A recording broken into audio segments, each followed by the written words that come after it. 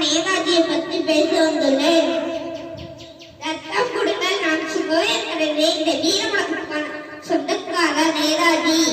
வங்காளத்தில் புகழ்பெற்ற லாயராக இருந்தவர் ஜானகிநாத் போஸ். பிரபாவரி 59வது குழந்தையாக பிறந்தவர் நேதாஜி.